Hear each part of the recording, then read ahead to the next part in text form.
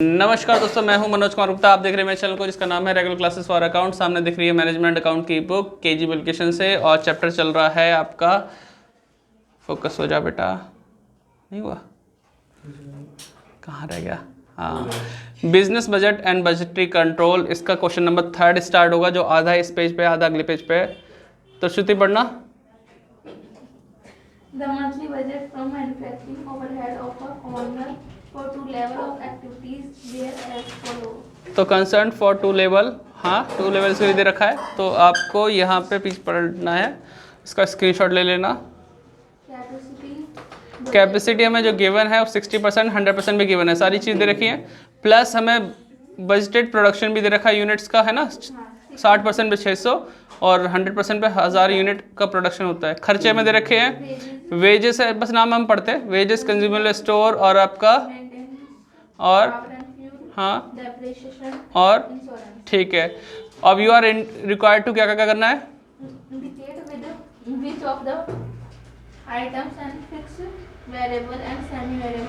तो आपको बताना है इनमें से कौन सा आइटम। देखो हेडिंग वाइज तो लिखा नहीं कि कौन सा खर्चा किसके लिए है, तो आप समझने की कोशिश करो कि फिक्स कौन सा है। इन 4-5 कितने आइटम है, 3 ये 3 है, हाँ 6 में से बताओ कि फिक्स कौन से लग रहे हैं आपको।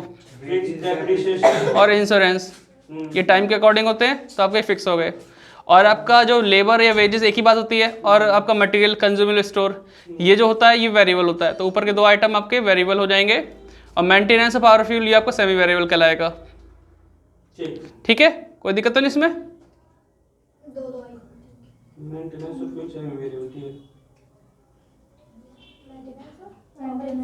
और नीचे आंसर भी दे रखा है, आप चाहे तो देख भी लो। हाँ, क्या लिखा है, depreciation insurance are fixed item, wages and consumable store आपका क्या कहलाएगा, और पावर एंड फ्यूल, और फिर डेप्रिसिएशन डाल रखी है, तो मेंटेनेंस या डेप्रिसिएशन से लिख किया, ठीक है, वो सेमी वेरिएबल है। हाँ हाँ वो आती है, लेकिन डबल लिख दिया, इनकी मिस्टेक है, कहीं आप इसको देख के फिर मेरे से आप कमेंट में करके पूछे कि ये कैसा क्यों हुआ, तो ये डेप्रिसिएशन जगह आएगा मेंटेनेंस का नाम। ठीक है, कोई दिक्कत तो नहीं, क्वेश्चन सॉल्व करें। ठीक है, आगे बढ़ते हैं। हाँ वो तो बाजार ने बोला प्रिपेयर करना है 80% पे बजट, और बाकी वो लाइन पढ़ो। Find the total manufacturing overhead per unit पूछा है, पर यूनिट क्या होगा, तो वो सब भी बता देंगे। पर यूनिट जैसे हमने कॉस्ट शीट में करना सीखा वैसे वैसे ही है हिसाब किताब। बस हमें क्या करना है, यहाँ देखो हमारे पास जानकारी जो है गिवन 60%, एक मिनट सही से लिखो, 60% और 100% गिवन है। क्वेश्चन नंबर ये कौन सा है, तीसरा है ना, थर्ड है ना। और हमें क्या चाहिए, 80% का हमें रिक्वायरमेंट है कि 80% का बजट बनाना है। तो आप ये देखो 60% पे यूनिट कितनी है, 600 यूनिट प्रोड्यूस हुई, 100% पे कितना हुआ, 1000 यूनिट। तो इस तरीके से अगर देखा जाए, यहाँ पे लिख देता हूँ, 600 यूनिट 60% के अकॉर्डिंग है, तो 80% के अकॉर्डिंग कितनी होंगी, 800 यूनिट। तो इसको से डिवाइड करो, 80 से मल्टीप्लाई करो, 800 यूनिट आ गई। तो इसके लिए कितना हुआ, 800 यूनिट्स। कोई दिक्कत तो नहीं। अब जो हमने नाम बोले कि फिक्स में क्या आएगा वो लिखते हैं। फिक्स में आपका आएगा डेप्रिसिएशन इंश्योरेंस, डेप्रिसिएशन और इंश्योरेंस। हाँ जी, डेप्रिसिएशन की अमाउंट कितनी थी, 4000 थी यहाँ पे, और यहाँ पे भी कितनी है, 4000, क्योंकि फिक्स रहता है। यहाँ पे कितना था, 1000, और यहाँ पे भी 1000। तो आपको पता है यहाँ भी यही सेम टू सेम रहना है, फिक्स वाला चेंज नहीं होता, तो हमने चेंज भी नहीं किया। ठीक है, अगला है सेमी वेरिएबल। इसमें क्या आएगा आपका, मेंटेनेंस और पावर ऑफ फ्यूल, है ना, maintenance of power and fuel, T लिख दिया मैंने गलती से।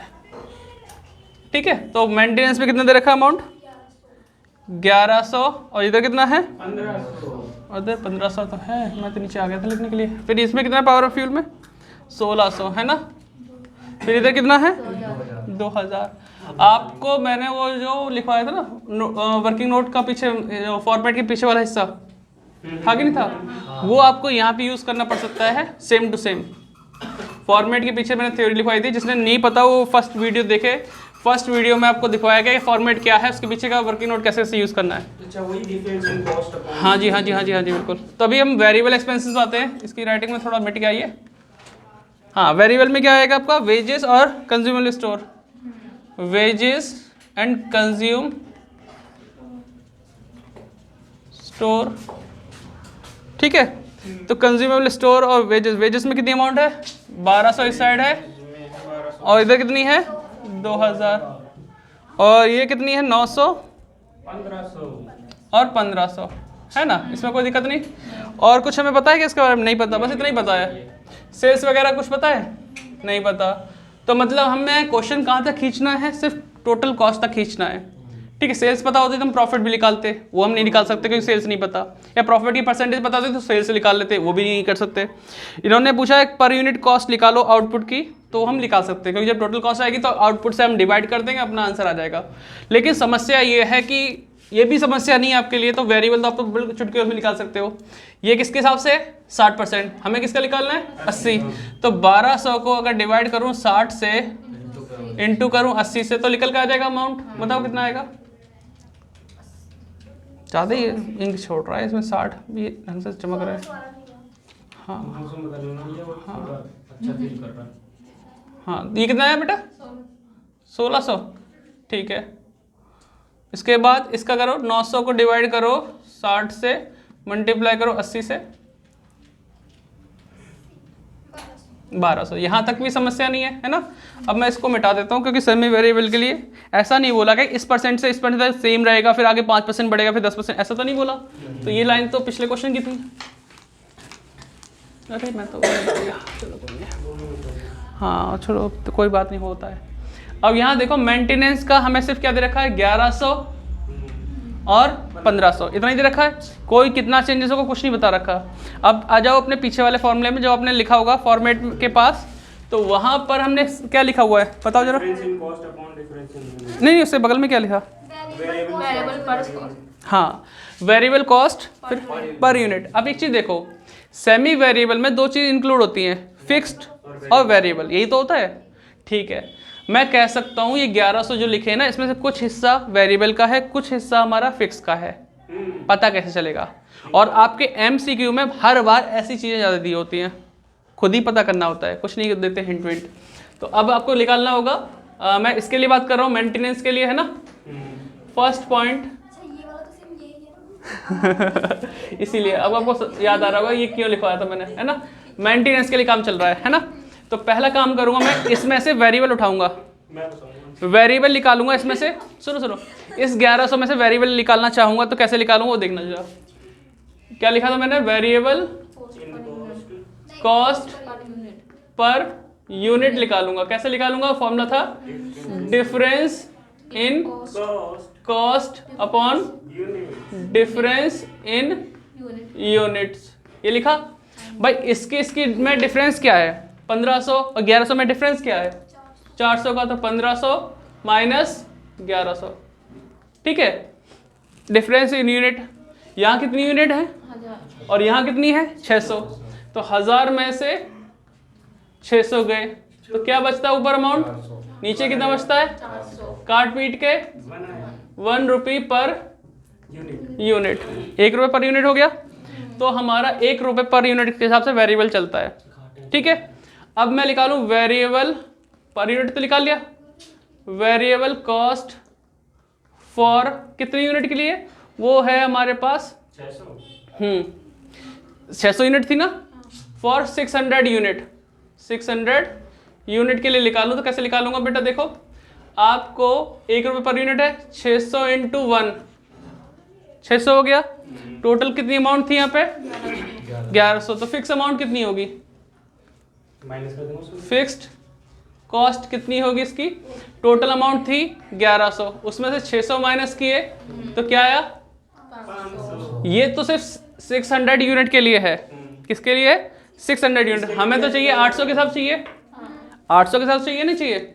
अब मैं निकालूंगा मेंटेनेंस, तो भैया हमें 600 का भी निकालना पड़ेगा, उसी से तभी पता चलेगा 600 के हिसाब से निकाल के कि फिक्स कितना आया, क्योंकि एक बार फिक्स मालूम पड़ेगा तो फिक्स तो हमेशा फिक्स रहता है, वो तो चेंज होने से रहा। तो यहाँ लिखो मेंटेनेंस कॉस्ट फॉर 800 यूनिट। अब 800 यूनिट के लिए निकालने की कोशिश कर रहा हूँ, ध्यान रखना। फिक्स तो हमारा कितना रहेगा, फिक्स तो वो जो 500 था वही रहेगा हमारे पास। वेरिएबल कितना हो जाएगा निकालेंगे भाई, 1 रुपये पर यूनिट था ना, तो 800 इंटू 1 कितना होता है, 800। तो टोटल कितना हुआ 1300। बताओ, कोई दिक्कत? नहीं, कर दिया। तो ये आ गया हमारे पास यहाँ लिखने के लिए 1300, क्योंकि हम कहते हैं सेमी वेरिएबल में 2 चाहिए टोटल होता है, वेरिएबल और फिक्स्ड का। भाई पावर ऑफ फ्यूल जो निकालना अब पावर फ्यूल का निकालेंगे, सेकंड पॉइंट, जगह कम बचेगी। निकालना पड़ेगा 600 को दोबारा, हाँ 600 को दोबारा निकालना पड़ेगा। हाँ 600 के इसी को बेस मान के चलेंगे ना, जिसमें से मैं निकाल पाऊँ कि इस 1600 के अंदर फिक्स कितना है। फिक्स मालूम पड़ जाए तो फिर वेरिएबल तो हम निकाल ही लेंगे। हाँ अच्छा ठीक है। पावर एंड फ्यूल, ठीक है। अब पावर एंड फ्यूल के लिए पहले हम वही लिखेंगे, वेरिएबल कॉस्ट पर यूनिट निकालने के लिए वेरिएबल कॉस्ट पर यूनिट, है ना। अब मैं फॉर्मूला नहीं लिख रहा, फॉर्मूला तो आपका लिखा हुआ है, इसी से काम चलाओ। क्या था, डिफरेंस इन कॉस्ट, इन दोनों के बीच में डिफरेंस कितना है 2000 माइनस 1600, और जो हमारी यूनिट है हमारे पास 1000 माइनस 600, या यूनिट तो हमारी 1000 थी ना। Difference in cost upon difference in unit, तो कितना आएगा, यहाँ पे आएगा 400, यहाँ भी कितना आएगा 1 रुपया। वो 1 रुपये फिर से आ रहा है, 1 रुपी पर यूनिट, ठीक है। अब ये तो क्लियर होगा, 1 रुपी हो गया। अब मैं बात करूं इस 1600 की, मतलब उस 600 यूनिट पे कितना बैठ रहा है हमारा फिक्स, उसे कैसे निकालेंगे। तो अब देखो वेरिएबल, हाँ वेरिएबल कॉस्ट फॉर 600 यूनिट्स, भाई 600 यूनिट 1 रुपए के भाव से, तो 600 रुपए खर्चा हुआ। फिक्स कैसे निकालेंगे, फिक्स निकालेंगे 1600 रुपए टोटल खर्चा था, 1600 में से 600 गए, बच्चे कितने 1000, तो ये 1000 फिक्स हो गया, जो कि अगली बार भी फिक्स रहेगा। अब मैं निकालता हूँ पावर एंड फ्यूल, दिख पा रहा होगा नहीं, देखो पावर एंड फ्यूल फॉर कितने यूनिट के लिए, 800 यूनिट, 800 यूनिट्स के लिए निकालना चाह रहा हूँ। तो पहले देखो वेरिएबल लिखूंगा, वेरिएबल 800 इंटू 1, तो 800 हो गया, और फिक्स कितना था हमारे पास 1000 था ना यहाँ पे, तो वो तो 1000 रहेगा, तो टोटल कितना हुआ 1800, ठीक है। इस तरीके से अब प्लस कर देंगे, अब प्लस कर देंगे, ये तो काम हो बेटा पैरा, ठीक है। हाँ अब ये हमारा काम हो गया, सब चीज कंप्लीट कर दी। अब आ जाएगी टोटल कॉस्ट, टोटल कॉस्ट, ठीक है। अब इसको भी प्लस कर लो, तीनों कर दो, है ना, कैलकुलेटर चलिएगा तो चलिए हो जाएगा।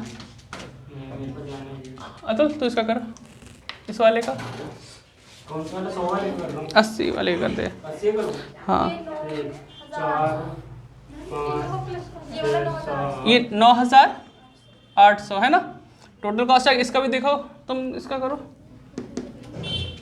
4 1 5 तो 7 7 2 9 और 3 12 12 तो नहीं है ना, 10,920 वाले का 10,000। 900। हाँ इस हजार कितना हो रहा है, 5 तो ये हो गया, 2 7 हो गए, 7 2 9 9 और ये 3000 जोड़ दो 12,000। चलो ठीक है, ये आ गया हमारा, ये टोटल कॉस्ट हो गया। पर यूनिट निकालने का तरीका क्या होता है, cost per unit, total cost divide by number of unit होता है ना। तो ये टोटल कॉस्ट कितनी थी 9800 और डिवाइड बाय 600 करना जरा बेटा। 16.33। हाँ आंसर यही आ रहा है। इसको भी डिवाइड करो 800 से 13.62 13.62 और इसको करो 12। ठीक है, ये आ गया आंसर। कोई दिक्कत तो नहीं लगी। बस आपने ये चीज़ सीखा कि जो हमने फालतू चीज़ वो पीछे लिखवा रखी थी वो इसके लिए थी, ये पूरा लिखवा रखा है ना। देखना वो पूरा लिखवा रखा था क्या फॉर्मेट में, हाँ बस एक 1300 तक लिखवा रखा ना, मतलब फर्स्ट पॉइंट पूरा करवा दिया। चलो कोई दिक्कत नहीं, ये कहीं ना कहीं फ़ायदा ही मिला। दिख तो रहा है ना, सही है यार। चलो ठीक है, ओके बेटा, मिलते हैं नेक्स्ट वीडियो में, बाय बाय। बाकी आप सपोर्ट करते रहिए। वीडियो कोई देखता नहीं, ज़्यादा फास्ट फॉरवर्ड नहीं देखते, ऐड पे डॉलर वाला कुछ आ ही नहीं रहे। पेमेंट वेमेंट कब आएगी? ठीक है बेटा, मिलते हैं ना, आप नोट डाउन कर लेना, वीडियो पॉज करके आराम से। शेयर वेयर कर दिया करो, सब्सक्राइबर बढ़वा दो, वैसे 10 तो हो गए, एक तो फीलिंग सही आई। ठीक है, बाय बाय।